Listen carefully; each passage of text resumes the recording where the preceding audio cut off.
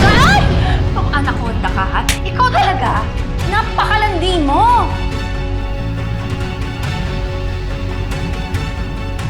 Ano, ha? Talaga? Sasabihin mo yun sa kanya? Tawagin mo yung may-ari ng restaurant na to. Tawagin mo yung boss mo! Yung mga tingin-tingin nyo dyan, ha? Tawagin nyo yung may-ari!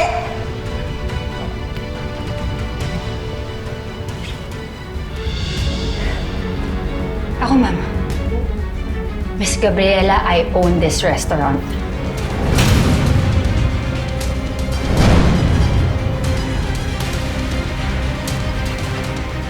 Ano? Ikaw may-ari nito? Ano to? Frank Presto? Saan yung mga cameras? Saan? Nagtanggal ka lang ng apron, ikaw na kaagad ang owner ng restaurant na to?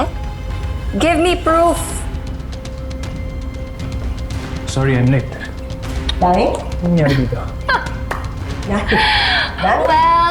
Well. Okay, guess ko na. Si Danny pala ang financier ng restaurant na to. Iba ka talaga, no?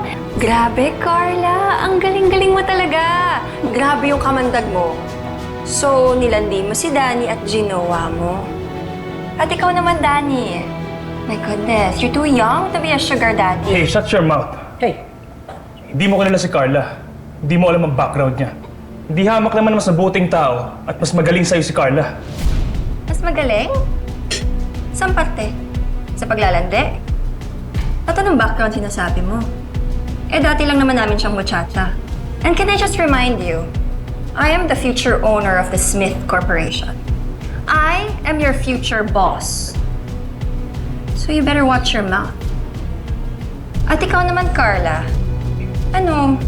Ikaw ang founder at owner ng restaurant na to? In your dreams. Stop it. Stop acting like this is your movie. Kalokohan.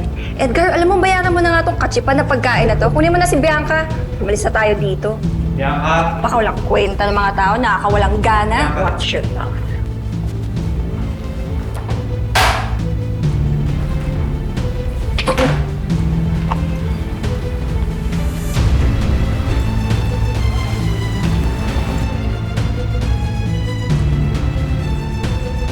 Hanggang ngayon, hindi pa rin kayo nagbabago.